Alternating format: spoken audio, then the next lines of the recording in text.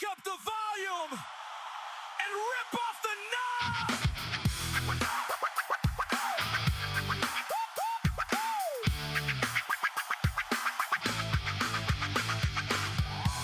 What's up, party people? Bri from Shy here on Rent-A-Friend Radio. Your best friend at a reasonable hourly rate. Well, not your best friend. I mean, I don't even know when your birthday is. I'm your worst friend, but I'm your best worst friend. So welcome to Rent-A-Friend Radio, where my show, the Bri from Shy show here, I do a lot of talking. I'm what we call an apologist. What's an apologist?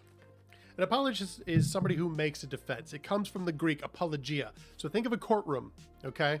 So the Bible says, hey, Jesus loves you, and he's God, and he died for your sins so that you could have eternal life.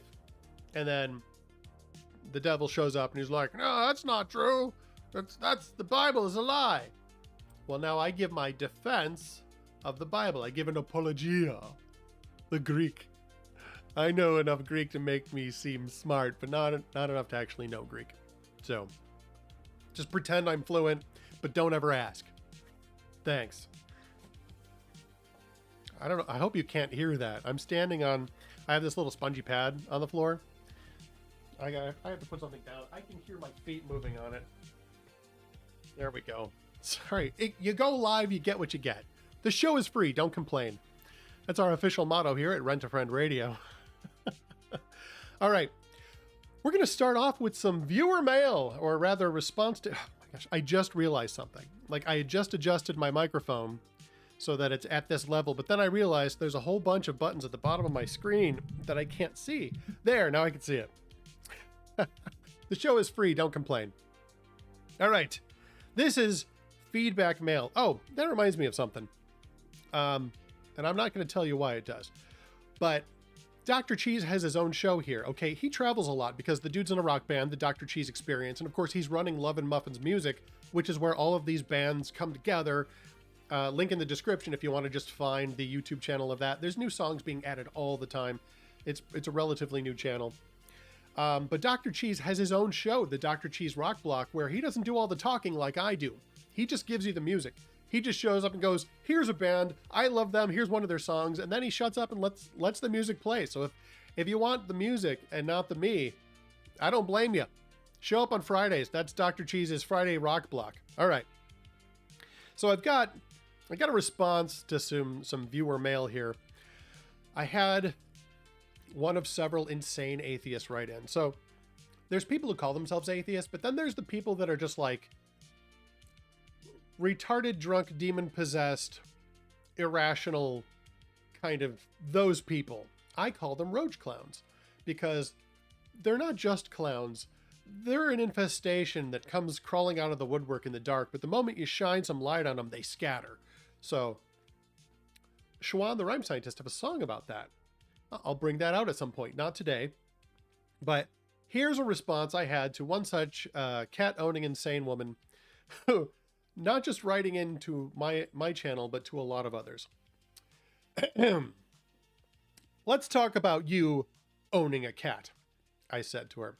First, you have enslaved an animal against its will, so that it will only know the space, food, and experiences you have chosen for it. So cruel, so unnatural. Second, you let this animal poop in your house, and no doubt anyone who is not numb to it will smell its feces the moment they step into the place where you eat and sleep. Filthy and disgusting.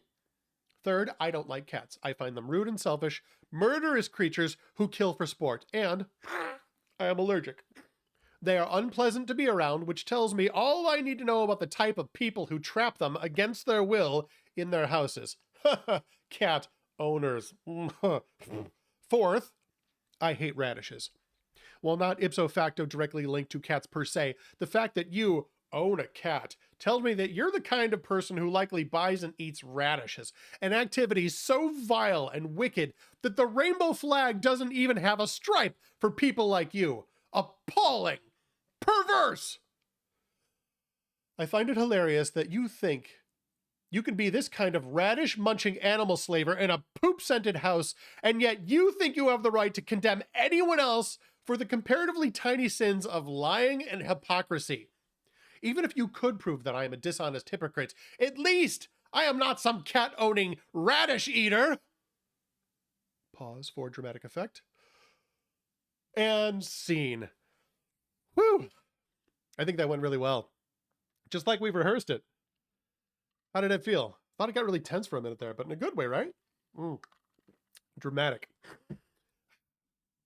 I am actually allergic to cats. All right. Let's take a breath and think about what we just read. Anyway, now that we've had a moment to talk about it and a second to digest our experience, I have an important question I need you to think through and answer for me. But first, I need to set the groundwork so my question makes sense. To start with, my cousin has a cat named Clyde, which is one of my favorite animals on earth, as he is chatty and sweet and chill, though I'm probably allergic to him too. So I don't actually hate all cats. Clyde is the only one I actually know personally right now, and I love him and he loves me. But you do need to change that litter box regularly because, I mean, you get used to it. Your family and friends don't. I'm just saying, stay on top of that, but I digress. Let's talk about the moral question I have raised. Consider the following. First, it is incompatible with Christian teaching to condemn either the having of pets, including cats, or the eating of radishes. So it would not be a logical position to say that a stance against cats or radishes is founded on my being a Christian. Those positions would be entirely divorced from my Christianity. Number two, morality is based on the character and decree of God, as he is the creator, king, and judge of all creation. We are made in his image, and so it is his image that determines if we are good or bad, just as it is my face that determines if a picture of me is a good picture or a bad picture. The photo cannot decide that it is good while being significantly different from me because it was created with the purpose of being my image. It either succeeds or fails. We similarly succeed or fail at being the image of God by choosing to be like him or choosing not to. When Jesus claims to be the truth, he is also reminding us that we are to shun lies and embrace the light of truth because we are made to be like him. I don't have the right to add or subtract from God's moral framework revealed to us in the Bible, any more than a selfie can be a good picture of me while arbitrarily deleting one of my eyes or making my nose green. I can no more say it's wicked to own a cat than I can say it's acceptable to kill my neighbor and have sex with his wife. As God has condemned lying, if you were to prove I have lied, it would be to prove I have sinned against God by failing to be in his image. I cannot reasonably decide that I reject one of God's laws, and again, this is because his laws are based on his unchanging character, and because my purpose for existing is to be an image of him. 4. All transcendent standards need a source, which is in authority over those who are expected to obey it. The speed limits around my house are enforced by the police and created by the lawmakers who rule the place I live. I have to obey those speed limits, or there are consequences. By contrast, imagine us on the moon, in moon buggies. Do I have the right to tell you how fast you can drive? Does anyone? No. There's no government which rules over the moon, and so no laws can be made that govern the speed limits on the moon. You can drive as fast as you want, just as you can decide if you want to have a cat or eat radishes. Number 5, my disdain for radishes, that part was true, I find them disgusting, is like the speed limit on the moon. I have a strong feeling about how gross radishes are, and I refuse to eat them. But can that translate into a rule that you are obligated to obey? Obviously not. There's no rational basis on which I can say, I don't like radishes, therefore you shouldn't eat them. Superficially similar and yet importantly different, I could say, I like chocolate, and so every living thing should eat and enjoy chocolate. The difference here is that not only am I overstepping my bounds by insisting that my feelings become rules for others, but if you fed chocolate to your cat or your dog, it would be harmful to him. And so, even if he enjoyed the taste, it should be forbidden if you care for his well-being. If I could prove that your cat loves the taste, and it makes him happy to eat it, knowing that it will cause him long-term harm is reason enough for you to forbid the short-term pleasure for the long-term happiness and health and well-being. Don't feed chocolate to your cat even if he wants it. It will kill him. Number 6, in summary. A. Personal feelings, no matter how strong or popular, are not transcendent moral laws. B. laws are given by an authority which has the right to govern and the responsibility to govern. C, as the creator and king of the universe who made us with specific purpose, God has the right and responsibility to put laws over us to protect our long-term good and to help us fulfill our existing purpose for being, or our purpose for existing. And D, the responsibility to put laws over those being governed is built on long-term peace, health, and well-being, and not on momentary pleasure.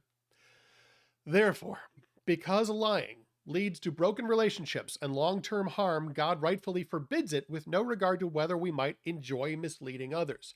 Because it is his right and responsibility to govern his creation, and because he made us in his image, and because he hates liars, and he is love and truth, God says, "You shall not lie." I said all of that to ask you this. As an atheist, how do you condemn lying? What makes it wrong?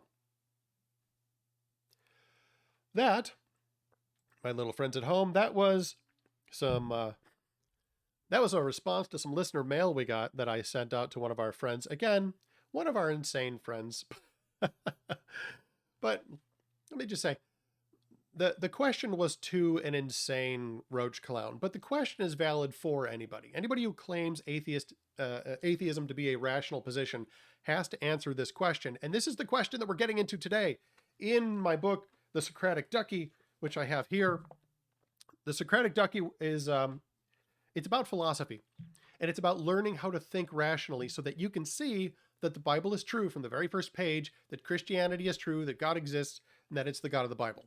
Now, if you want to learn who the God of the Bible is, I have a whole book just about the theology and philosophy of Christianity itself. Who is God? What makes him different than other proposed gods? What is the Trinity? Who is Jesus? What is the gospel?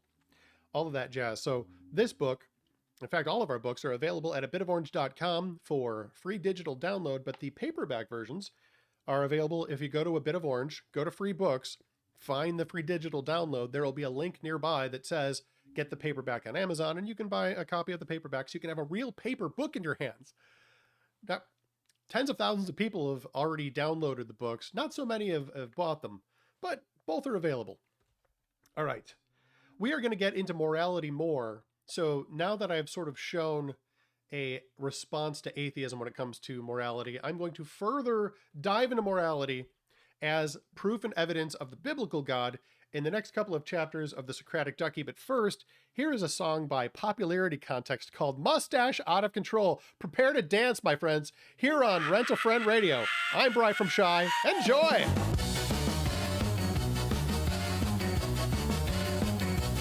He walked in the room like a disco typhoon. Velvet pants, gold boots, and a cosmic perfume. But what stole the show and made me lose my soul was the twist, curl, flare, that mustache out of control. Mustache out of control. Mustache too bold to be home. Mustache, it's got a mind of its own. I try to look away, but it hypnotized my bones. It had beads, it had bells, it had a tiny umbrella. It waved at me like a flirty caterpillar. I said, sir, your face fuzz is causing a commotion. He said, it's not just hair, it's a lifestyle in motion. Mustache out of control. Mustache too bold to be home. Mustache, it's got a mind of its own. I try to look away, but it hypnotized my bones. It danced a cha-cha on his upper lip. It sipped mojitos with a velvet grip. It played the kazoo at a Mardi Gras ball. That mustache had no chill at all.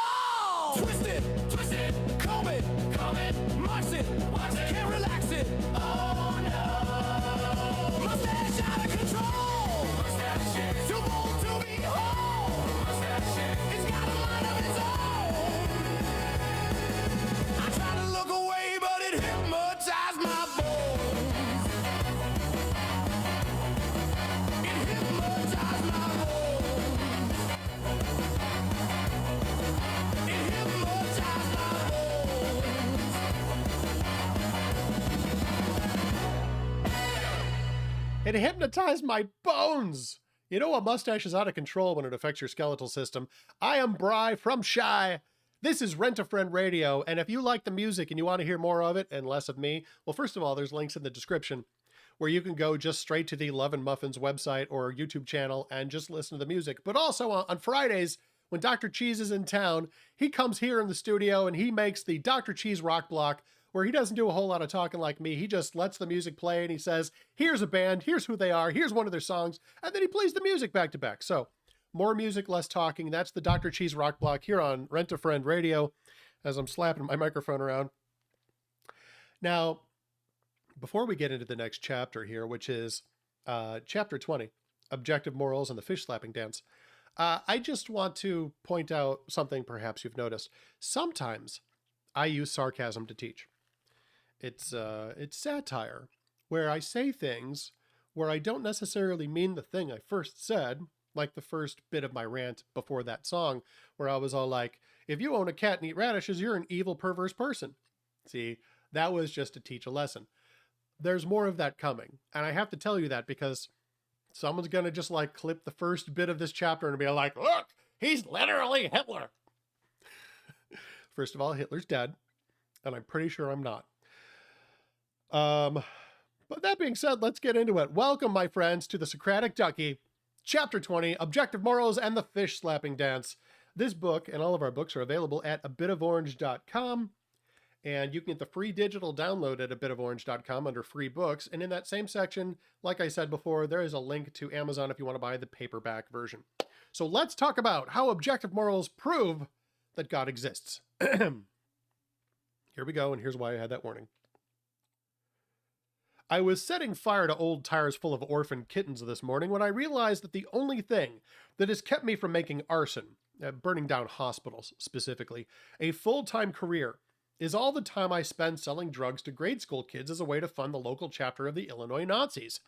Racism isn't cheap, you know, not the real fascist genocidal kind. So I thought I could start splitting my time between drugs and theft more efficiently by forcing other people to rob for me by threatening their wives and children with high explosives and anthrax. Every successful person has had a team under them. Look at Jim Henson, Oprah, or Attila the Hun, just to name a few examples. And I want my career as a fascist, polluting, racist, thieving drug czar to be more than just a hobby. I want it to be really big, because I want the world to be a better place. It's a lot of work, but I feel like it's the right thing to do. Okay, none of that was true. However, I think it served to give everyone something they found to be, let's call it, a non-preferred lifestyle choice. What I mean is, you found something in that paragraph which you feel is wrong. But in modern America, we're not allowed to say things like wrong or wicked, unless we mean that Broadway musical / movies. But admit it, there was at least one thing in that list above that caused you to really think, he should not do that. And the awful truth is, you really meant it. Despite the various postmodern or politically correct gurus who have taken over our universities, airwaves, and periodicals, everyone still believes that there is right and wrong, good and evil, even if they say they don't. Getting them to admit it is fairly easy. If anyone tells you there is no real standard of right and wrong, just say that you think the government should pass laws supporting your point of view and punishing those who don't act according to your morals. Any postmodern thinker, sober enough to comprehend the cut of your jib, will climb up onto the nearest coffee table and monologue ad nauseum about how wrong and evil that would be. They will tell you, you should not force your beliefs on other people. That would be wrong. No, really, I've had this conversation. I've also had the one where my liberal friends start saying, people who believe stereotypes are stupid. And I said, yes, they suck, every single one of them. I hate them too. And she suddenly understood what I was saying and refused to talk to me anymore. You might be thinking, everyone seems to think that some things are right and some things are wrong. So what? I thought you were going to prove the existence of God. And you are correct. In fact, by pointing out that everyone does have a moral code, I have begun to prove the existence of God. This is what is known as the moral argument. It's pretty simple. It goes like this. If God does not exist, objective moral values do not exist. Number 2, objective moral laws do exist. Therefore, God must exist. Let me do that one more time. Number 1, if God does not exist, objective moral values do not exist. Number 2, objective moral laws do exist. Number 3, therefore, conclusion, God must exist. Let me put on my DJ Jazzy Jeff hat and break it down for you. Kids, ask your grandparents who DJ Jazzy Jeff is. About premise number 1. I have given you the atheist, nihilist, and postmodern position. That's right. I am starting this argument by agreeing with atheists, nihilists, and postmodernists. Objective morals are dependent on God, and if God is non-existent, morals go out with him. It's on my next 2 points that we will part ways. Our atheist friends would say, since there is no God, there is no binding moral law. I will show that, since there is a binding moral law, there must be a God. As a quick metaphor, we are saying, if there are no light bulbs in the basement, it will be dark. The atheist then says, it is dark, hence no light bulbs. And the Christian is saying, who says hence anymore? But then he also says, because we know there is light in the basement, we know there must be functioning light bulbs, which are on. Also, this metaphor is about the logic of the argument. I'm not saying that God is somehow like a light bulb. Don't read too much into it. The point is the atheist is looking into the basement, claiming he can see everything, but also claiming that it is dark and devoid of any source of light. Thus, his own claims prove he is asserting something he knows not to be true, or, more realistically, he is saying there is no right and wrong, and to teach people there is wrong, and you should not do it because it would be wrong. That's literally what they're doing, kids. So again, number 1, if God does not exist, objective moral values do not exist. Number 2, objective moral laws do exist. Number 3, therefore, God must exist. The fight starts at premise 2 because this is where a lot of people lose the plot. In short, they argue that morals are not objective, meaning they are not true facts like how many miles away the moon is or what you get when you subtract 4 from 7. But rather they say morals are personal feelings, like whether you should put ketchup on a Chicago-style hot dog. I'm always told no, but I do it anyway. Don't you judge me. For example, if you steal from me, you will justify it by saying there was some great need which made it okay, or I had more than was fair, or you had been drinking and mistook yourself for the federal government, etc. You will defend your actions and reject the idea that you are guilty and worthy of punishment. However, the truth is found not in our actions, but in our reactions. Everyone will prove by his reactions that he believes in objective morals. For this experiment, you will need a postmodernist and a 300-pound tuna fish on ice.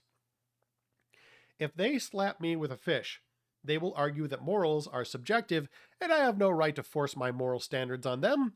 They ought to, they will argue, have freedom of fish slapping. They will argue that the freedom to slap another person with a fish is a basic human right, and it ought to be paid for by government funding. If I slap them with a fish, they will want me arrested immediately. How you react to evils will show that you know them to be evils. Again, imagine someone you love very much. Now imagine I choose to slap them with a fish, and a big one too, like a 300-pound tuna. You would not say to yourself, there is no transcendent standard of good and evil against which to judge this action. It is simply different from the actions I would have chosen in this stage of my emotional development. You probably would be thinking, let's see how he feels with that fish shoved into his left nostril. I'd also like you to notice that you justify things which are wrong. No one justifies a right action. If I see you stealing, you will come up with a list of excuses longer than the Treaty of Ghent, 1814 to 1964. It wasn't me, you will say. It was my evil twin, or the pain of poverty, or peer pressure, or the booze. No one does this if they are caught doing right.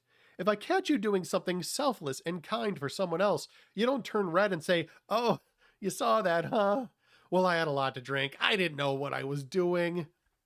If I were to accuse you of something which I thought was wrong, but you truly felt was right, why would you come up with excuses? You would not. You would just say, yes, I did. It was the right thing to do. Most of our justifications are made to ourselves. If you find yourself preparing excuses as to why something is okay for you to do, it probably isn't. Let me bring this to a boil. To say that there is no objective moral standards is to say that the worst, most horrible crime you can imagine differs from the greatest act of selfless charity only in the emotional response you feel. If you can really and with honesty say that you feel the actions of Hitler and the Nazis, who slaughtered 6 million people, and those of Mother Teresa, who gave her life, blood, sweat, and tears to comfort and serve the poor, were different only in the average emotional response they evoke, then you are a sick, sick puppy. Though, most likely you're just a big liar and you know better. Lying is wrong, so knock it off, or I will slap you with a fish. And a big one, too. Just as soon as this tire fire stops burning. Once again, there's some of the wacky sarcasm and satire that I propose here. All right. We've got more about the moral argument coming up after this song. This is I Just Want to Say I'm Sorry from Stone Toaster. Enjoy the rock and roll here on Friend to Friend Radio.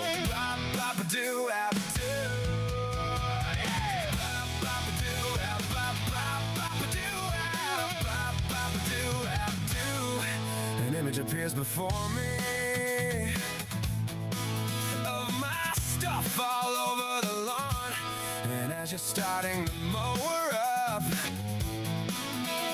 I see I've been wrong, and the sound of crunching plastic and Yoda's severed head before you run down Obi-Wan. I'll say what needs to be said. I just wanna say, Papa-doo-wap, Papa-doo-wap. I just wanna say I'm sorry. I'm sorry we argue and we quarrel and we fight.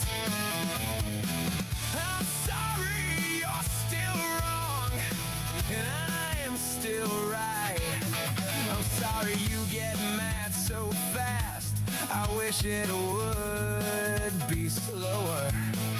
And I'm sorry you ran over Yoda with a mower. Ba-ba-ba-doo-wap, ba-ba-ba-ba-doo-wap, doo.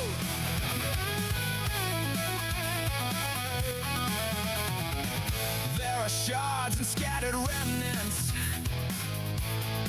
a good metaphor for us. And as my copy of Shrek explodes, I suppress the urge to cuss, and the neighbors all look frightened, and the cops are on their way. Before you reach my comic books, I have some things to say. I just wanna say, Ba-ba-ba-doo-wap, Ba-ba-ba-ba-doo-wap. I just wanna say I'm sorry. I'm sorry that we argue and we quarrel and we fight. I'm sorry you're still wrong and I'm still right. I'm sorry I thought you were sane. It's made things so tough, and I'm sorry you destroyed all my stuff. Do you know where it all went? Do you know how we got this way? Do you have any idea what I paid for that? Or what I could have sold it for?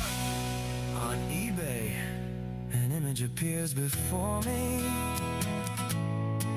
as the cops pull us apart among the debris on the lawn are the pieces of my heart. Ah, crap! And the pieces of my Millennium Falcon! No! I just bought that! Oh my gosh, I spent $135 on it! It was mint in the box! You psychopath! What did you do? No!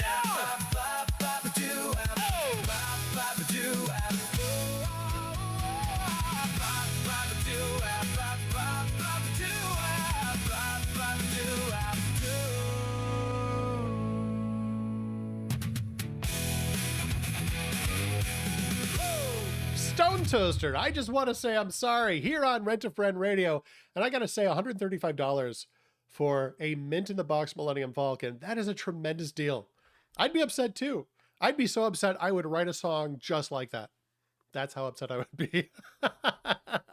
I'm Brian from Shy. This is Rent a Friend Radio, and we are talking about objective morals and the fact of objective morals proving that the God of the Bible exists because he has to. Like, again, it's just as one metaphor for how this argument works. If you say light doesn't exist, you are by default saying that colors don't exist because colors are different wavelengths of light.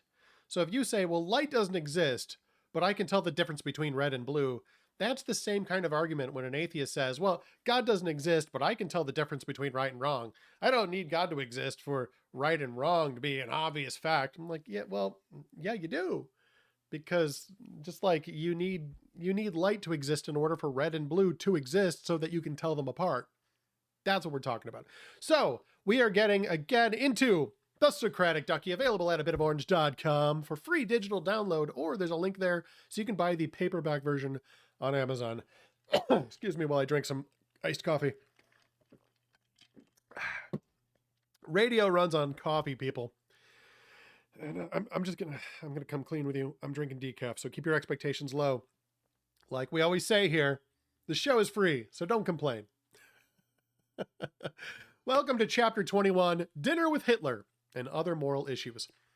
Why God is Needed for Objective Morality. Welcome back to the moral argument. We've reached the lightning round where you, the atheist, postmodernist, and relative contestants, get to answer some easy questions for fabulous prices. In round 1, we've determined that everyone knows that some things are truly right and good, while others are really evil and should not be done. Now we're going to ask, how come? Okay, ready? Here we go. It's 1929 and you're having schnitzel with an up-and-coming German leader. Let's just call him Adolf. Okay, Adolf, good? Okay. Over the appetizer, you find out that he is planning to take over the world and kill almost the entire human race in his effort to form a global dictatorship, which he feels will last for 1,000 years.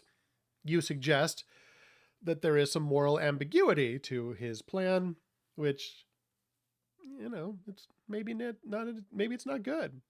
And he responds, "Do you think so?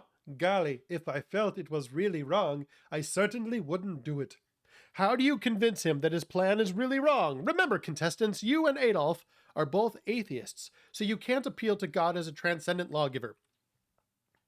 Contestant number 1. I would say that the other nations would band together in an allied force to stop him, and he would probably wind up dying in some underground bunker.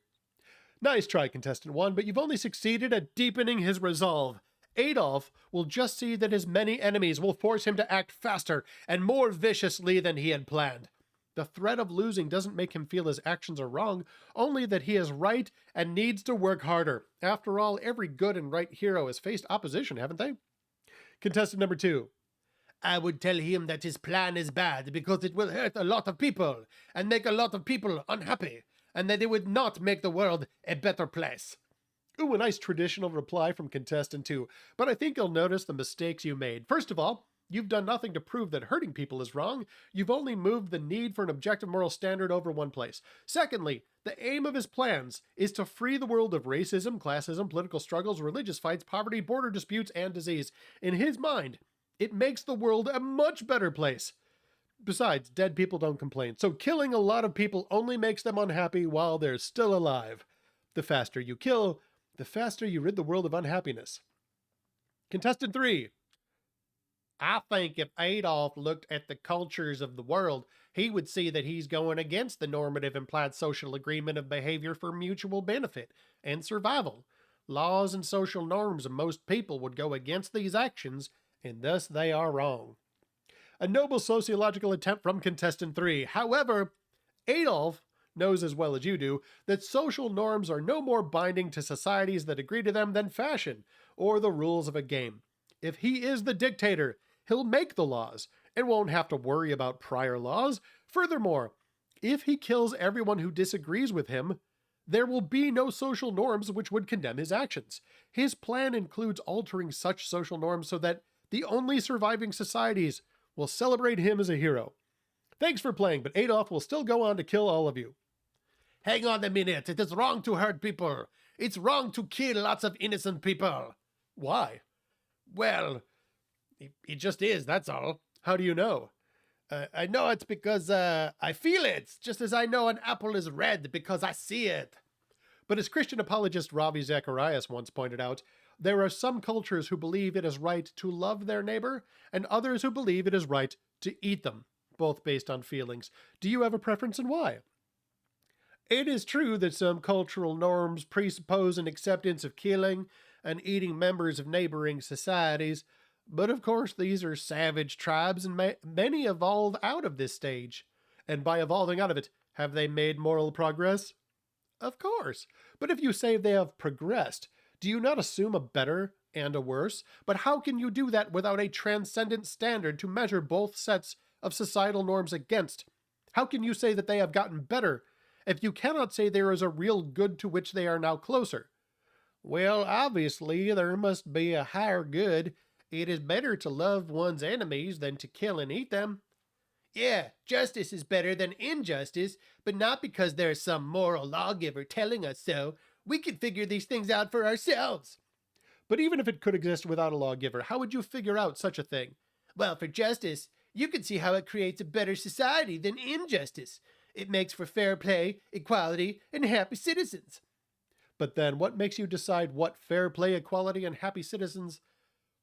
what makes you decide that fair play, equality, and happy citizens are better than the alternative? What transcendent standard do you use to judge those things? Isn't it good to make people happy? I would say so, but it's because God taught me to consider others as more important than myself. What makes you think so? Because killing feels wrong. Justice feels right. I share your feelings because I believe God gave us conscience, an innate understanding of right and wrong. But others have vastly different feelings. Some people's feelings lead them to murder anyone of a different race, some to eat neighboring tribes, some to rape and pillage, some to board a school bus covered in explosives to kill themselves and every passenger on the bus. These things happen all the time because some people feel they are right.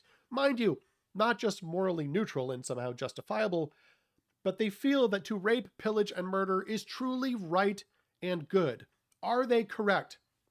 Well, of course not, but why must there be a lawgiver? Why cannot conscience simply evolve, or morals be discovered as mathematics are discovered? The answer is something we all instinctively know as children. When one kid says to another kid, "You can't do that," or "We're not allowed to go in there," the child who wants to do that, or to go there, will inevitably reply, "Says who?" Our innate response is to seek out an appropriate authority that has the right to dictate right and wrong to us. We know that our boundaries are set for us by someone in authority over us. We know that mom and dad have the right to tell us what we can do and where we can go and what we should say and what we're allowed to eat. Otherwise, we would go where we want, eat what we want, do what we please, and we'd probably never survive long enough to reach first grade. The Bible teaches us that God is the ultimate authority, and that He has given us a conscience so that we all instinctively know that it's wrong to steal or lie or hurt other people. Furthermore, if these morals are God's revelation of right and wrong, then we can discover them as we discover mathematics. Otherwise, we can only invent them as we invent the rules of a game. If I said I play four-strike baseball, you would not find me morally evil. If I said I kill and eat my neighbors, you would know I was evil and want the police to do something about it. To discover something, it must exist. If we discover right and wrong, it is only because they are real and can be discovered. Evolution would only give us instincts for survival and passing on our genes. If all we are is the product of evolution, then there is an evolutionary cause for racism, rape, murder, theft, and betrayal. If evolution has given us the instinct to kill and the instinct to feel murder is wrong, why should we choose one over the other? Can we even choose, or is that too a product of evolution? Do we imprison murderers for behaving as they are programmed by their DNA? Would this not be like punishing a blender for making a fruit smoothie or punishing a magnet for hanging on the fridge? And even if we can choose, why should we choose feeling murder is wrong over using murder to survive and pass on our genes? Or using murder to get rich or to get a better parking spot or, whatever. In conclusion, if there is no God, there is no one with the authority to be a moral lawgiver. If there is no moral lawgiver, there's no moral law. If there's no moral law, there is no objective right and wrong. If there is no objective right and wrong, then I'm going to have to flip a coin to decide if I want to love my neighbor or eat him with a side of potato salad. If my neighbor is white and I serve him with a white wine, would that be wrong? Thanks for playing, everybody. We'll see you next time. And scene. All right. I hope you get the point of all that. To me, it's pretty clear.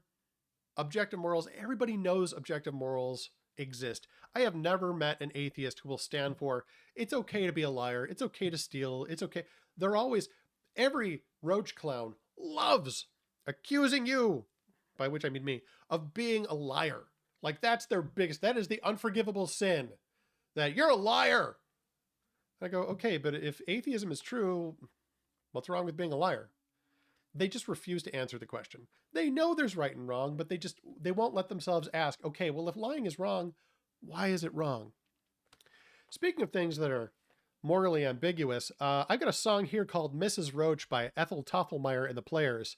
And this is a song about how when the phone rings, it could be almost anything. Message from Mrs. Roach in the office.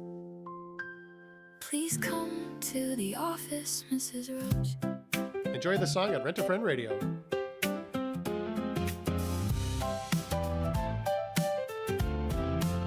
It could be your dog made a mess on the floor and your husband is now on the way to the store. Or maybe it's all just a lie and you'll see he's running away with his secretary. Or he could be a lover from long, long ago. Soon you will know he's still in love with you. And it's you, not your husband who's leaving, but your family's grieving won't keep you from that rendezvous. But I don't know, Mrs. Roach. Please stop by the office if you're still in the building, and please be willing to keep an open mind. I really can't tell you just what you might find. It could be a secret, both evil and scary, of times in your past that you've always kept buried. Oh, what will the children say? Will you leave them behind? Change your name, run away, and never once look back. Is it something you did while addicted to crack? Or maybe it's a guy who's a Chinese spy to tell you to take the shot. Probably not, but I don't know, Mrs. Roach. Is it your daughter at the dentist, or invasion from the sky? Are your shirts back from the cleaners? Does the baker have your pie? The milkman or the mayor? An affair you have to hide? A reminder from the choir that soprano needs a ride? Is it wicked and subversive? Are you plotting something bad? Will you read it with disinterest, or will you be raging mad when you come down to the office and you read it? Will you cry or laugh in a carefree manner with whoever's walking by?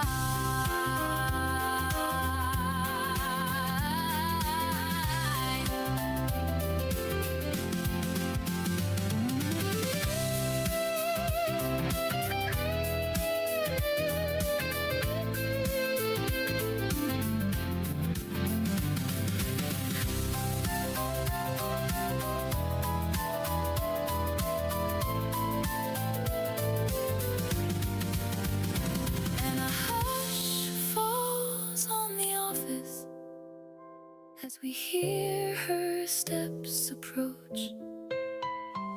There's a message in the office, and it's for you, Mrs. Roach. Mrs. Roach. Mrs. Roach. There's a message in the office for Mrs. Roach. That is Ethel Toffelmeyer and the Players. And that's the reason why I'm nervous every time the phone rings, because it could be literally anything. You have no way of knowing. The phone rings and you're like, until I answer it, I can't know. All right, let me sum up today's philosophical discourse. So, the moral argument is pretty simple. If God does not exist, then there is no lawgiver with the authority to give us objective moral laws. There's just fashion, there's personal preference, but there cannot be objective moral laws if God doesn't exist. But here's where it ties in directly to what I'm doing in our book here, which I have, The Socratic Ducky. The point of introducing God in the earlier chapters as the beginning of the metaphysical map is that it has to be the God of the Bible. Because in order to be of authority to hand down a moral law, it's got to be a God who is uncreated and the creator of us. It can't be just some random powerful being. Like Superman doesn't have the right to give objective morals to anyone. He has the ability to punish people for disobeying him, as any government does. The government has the right to say, you can do this, you have to do that, you're not allowed to do this, and they have the power to punish. But they don't have the moral authority to give us objective moral decrees because they didn't create us. They didn't give us a purpose. All of our objective morals are based on our purpose. Our purpose in existing is to be like God. He made us in his image. Therefore, our purpose is to be his image. And as we get away from his image, as we stop being like God, we are sinning. We are moving away from that image to something objectively wrong. Because our objective, we have an objective, be like God. Okay, well, what is God like? Well, God has to be eternal and unchanging. If he was just made by someone else, like the God of Mormonism was made by another God, but that God was made by another God, and potentially into the infinite past, if Joseph Smith is telling the truth. Well, how do you get an objective moral standard from somebody made by somebody, made by somebody, made by somebody? That would be, again, like Superman. He had parents, he came to Earth, he's like, I'm powerful, so I'm going to tell you what to do. Well, you have the ability to inflict harm, but that's not the same thing as having a position of authority over which you can give objective moral standards. Like, there's no level of power I could be at where I could say, it is now immoral for you to have a cat and to eat radishes. That's just my opinion, man. So there is no God in any religion anywhere in the world other than the one of the Bible who has the position of authority and character in order to be that giver of moral law. So the fact that objective morals exist is not just an argument against atheism, which it is, but it's an argument for the God of the Bible alone. Now, people would say, well, what about Islam? The God of Islam changes his mind constantly. There are parts of the Quran which disagree with other parts, so they have to have a doctrine called abrogation, which means you take the most recent revelation and it trumps the one that came before, so that he can change his mind. And in the Quran, their God brags about being the best of deceivers. And Muhammad and his closest companions all said they don't know if they have salvation. They don't trust that Allah is actually going to save them and give them paradise. And one of them, it was I don't know his name, one of Muhammad's companions said, if I had 1 foot in paradise, I would not trust Allah to not send me to hell. Like, that's their God, is a deceiver. Allah is a deceiver. The God of the Bible hates deception and loves truth. He tells us not to lie.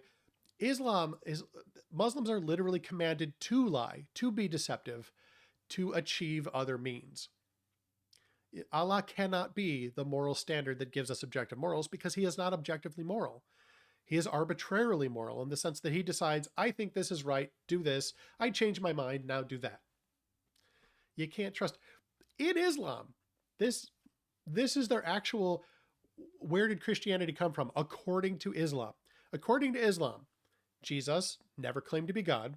Jesus was not crucified, but was just taken away by Allah. But Allah put somebody else in his place who looked just like him, so that they thought they were crucifying Jesus, but it was actually a prank by Allah, where it was somebody that, and again, they disagree. Like, it could be some random person, it could be Judas Iscariot, but they were like, Allah put someone who looked just like Jesus on the cross, so that they thought they were crucifying Jesus, but they weren't. Haha, gotcha. And then his disciples watched him die, and I guess we're decided to also prank the world by going, oh, well, let's pretend he said he was God and that he rose from the dead. Like, the whole thing is just insane if you think about it. But that's why the gods of other religions cannot be the authority that gives us our objective moral standard, because they're not objectively moral. The God of the Bible is uncaused, uncreated, unchanging, that his moral decree does not change. And so that's why he's in a position of authority over the creation. And that's why, as our creator, he's given us a purpose, which morals all stem from. We have to love each other because it is our purpose in existing to be like God, and God is love. And so if we're not loving, if we're full of hate, we are rejecting our purpose in existing. And that's ultimately what the moral law is about, is making us see the image of God and conform to it instead of turning away from the image of God and corrupting it. So there you go, kids. I hope all that makes sense. And that's why philosophy is worth your time, because there's a whole lot of bad ideas out there. And the good philosophy must exist, if for no other reason than to combat bad philosophy. That's C.S. Lewis. I am Bri from Shy here on Rent-A-Friend Radio. Thanks for listening. I'll be back with you in the future. Remember, Jesus loves you. Thanks for letting me be your Rent-A-Friend.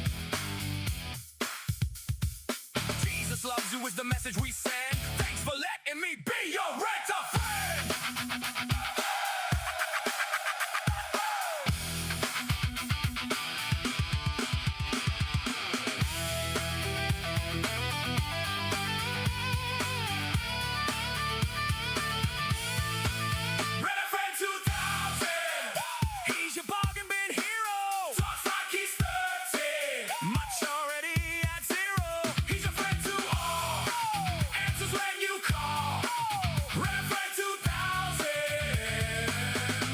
Worst friend of all.